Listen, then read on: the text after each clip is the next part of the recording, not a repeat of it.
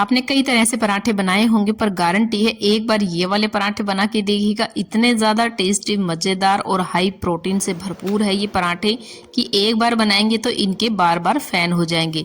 हर तीसरे दिन आप यही बनाना चाहेंगे और बच्चों को भी बिना किसी गिल्ट के खिलाएंगे, क्योंकि ये हैं इतनी ज़्यादा टेस्टी और मज़ेदार और इतने ज़्यादा हेल्दी हैं कि अगर आप वेट लूज़ कर रहे हैं तो भी आप ये पराठे खा सकते हैं। जी हाँ फ्रेंड्स, हमने बनाए हैं मूंग दाल से पराठे जो एक नंबर बने हैं। तो चलिए बना लेते हैं फटाफट से। यहाँ पे मैंने 1 कटोरी मूंग को रात को ही भिगो के छोड़ दिया था, तो आप इस तरीके से ओवरनाइट के लिए भिगो दीजिएगा। लेकिन अगर आपके पास टाइम नहीं है तो गर्म पानी में 3 से 4 घंटे के लिए छोड़ दीजिएगा, अच्छे से फूल जाएंगे। तो यहाँ पे देखिए बिल्कुल अच्छे से हमारी जो मूंग है फूल चुकी है, बिल्कुल डबल हो चुकी है।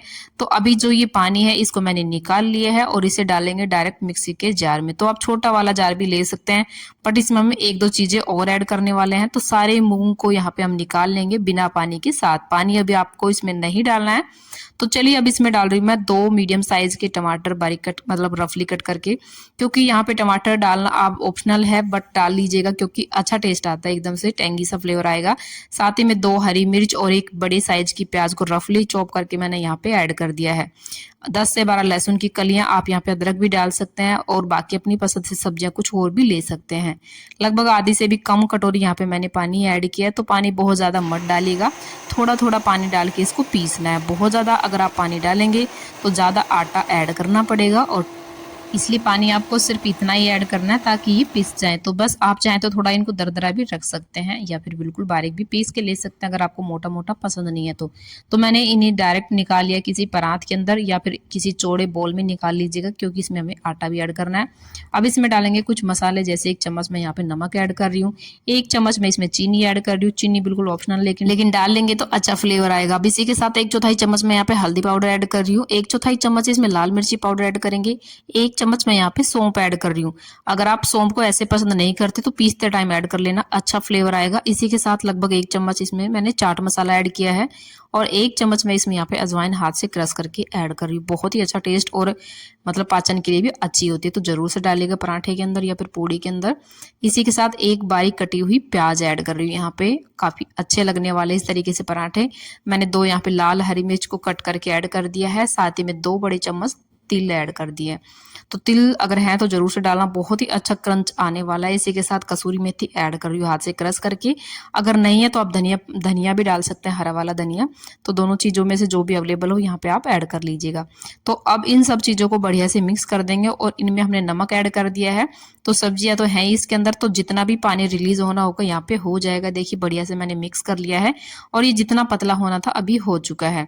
तो अब हम इसमें आटा डालना स्टार्ट करेंगे। तो आटे का कोई माप नहीं है यहाँ पे, कितना भी आटा लग सकता है आपका, आप उतना आटा ऐड कर लीजिएगा जब तक ये डो की फॉर्म में ना आ जाए। जैसे हम रोटी पूड़ी वगैरह बनाते हैं ना, उस टाइप से आप आटा बना के तैयार कर लीजिएगा। तो लगभग 2 कटोरी आटा मैंने इसमें ऐड कर लिया है। नॉर्मल आटा हम इसमें ऐड कर रहे हैं, मैदा वगैरह नहीं डालेंगे। तो बस इस तरीके से डालते जाएंगे जब तक कि एक टाइट डो बन के तैयार ना हो जाए। तो तब तक आप सभी से फ्रेंड्स मेरी प्यारी सी रिक्वेस्ट है, अगर आज की ये छोटी सी मजेदार सी रेसिपी अच्छी लगी, हेल्पफुल लगी, तो प्लीज वीडियो को लाइक शेयर करके अपना एक प्यारा सा कमेंट जरूर से कीजिएगा। क्या आपने ये पराठे बनाए हैं पहले, कैसे बनाते हैं आप, और इससे आप पराठे की जगह रोटी या फिर पूड़ी भी बना सकते हैं। तो चलिए बस यहाँ पे देखिए मैंने आटे को तैयार कर लिया है और काफी ज्यादा लूज है। 2-3 कटोरी आटा मैंने इसमें ऑलरेडी ऐड कर लिया है। तो बोल सकती हूँ 5 से 6 कटोरी लगभग इसमें आटा हमने ऐड कर दिया था। बाकी आपकी सब्जियों पर भी डिपेंड करता है। तो लीजिए इस टाइप से आपको आटा लगा के तैयार करना है। अच्छे से स्मूथ सा आटा लगा लिया है, ना ज्यादा हार्ड है ना ही ज्यादा लूज है। लूज आपको बिल्कुल भी नहीं रखना है क्योंकि इसमें सब्जियां हैं। अगर आप इस आटे को थोड़ी देर के लिए छोड़ देंगे तो भी धीरे धीरे ये लूज होता चला जाता है। तो इस तरीके से जैसे हम रोटी वगैरह बनाते हैं ना, बस इतना इतना पोर्शन लेके रोटी की जितनी लोई ली है मैंने यहाँ पे, इनको हम बेल लेंगे। तो आप चाहें तो घी तेल भी लगा सकते हैं या फिर सूखा आटा डस्ट करके भी इनको बेल सकते हैं। चिपकती बिल्कुल भी नहीं, इस तरीके से नॉर्मल जैसे रोटियां हम बनाते हैं ना उसी तरीके से बेल रही है आराम से, आप यहाँ पे देख सकते हैं। तो इसके ऊपर कलौंजी, हरा धनिया या फिर तिल भी आप लगा सकते हैं पराठे पे, ताकि लुक वाइज अच्छा लगे। ऊपर से थोड़ा चिली फ्लेक्स भी डाल सकते हैं। तो इस हिसाब से पराठा जो है ना लुक वाइज ऊपर से काफी ज्यादा अट्रैक्टिव लगता है देखने से। तो मैंने एक दो पे कलौंजी लगाई थी, बाकी पे मैंने तिल भी डाल के इस तरीके से बेल लिया था। लेकिन बेलना आपको डालने आपको पहले ही है, ताकि ये सारे इनके अंदर चले जाए और निकल निकल के बाहर ना भागे। इसलिए आप जब इसको बेले तो थोड़ी देर पहले ही डाल के अच्छे से बेल ले, ताकि ये सारे अंदर चले जाएं। तो लीजिए हमारे यहाँ पे रोटी बनके तैयार है। बहुत ज़्यादा मोटी भी नहीं रखनी है और बिल्कुल पतली भी नहीं। पतली पतली बनाएंगे तो क्रिस्प बनेंगी और खाने में जो और भी ज़्यादा टेस्टी लगेंगी। तो लीजिए बस इस तरीके से हम बेल लेंगे और मैं इनको बना रही हूँ लोहे के तवे पर। तो बस चलिए, पहले आपको घी तेल वगैरह कुछ भी नहीं डालना है। तो यहाँ पे तवे को आपको हल्का गर्म करना है, बहुत ज़्यादा हाई नहीं रखना है। जितनी आप गैस का फ्लेम मीडियम पे बनाएंगे ना, पराठे आपके उतने ही ज़्यादा क्रिस्पी बनते हैं। अगर आप हाई रख लेंगे तो ये जल जाएंगे और मतलब कच्चे पक्के से बनते हैं, जो बहुत ज़्यादा टेस्टी नहीं बनते हैं।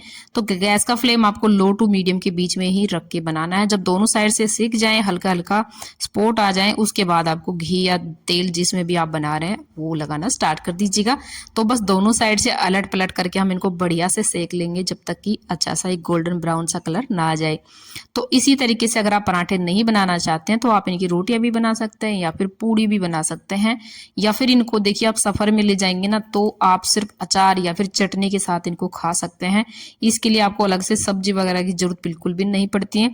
तो मैं ये बोल सकती हूँ कि इन्हें आप सफर में भी ले जा सकते हैं। बस आप प्याज को स्किप कर दीजिएगा यहाँ से, सब्जी वगैरह को, और सिर्फ इनको डाल के बनाएंगे तो बहुत ही ज्यादा टेस्टी बनते हैं वैसे ये पराठे।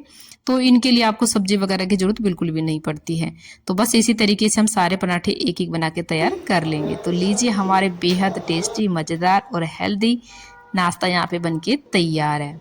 मैंने आधे से ज़्यादा पराठे बना के तैयार कर लिए हैं, बट सारे नहीं बनाए हैं।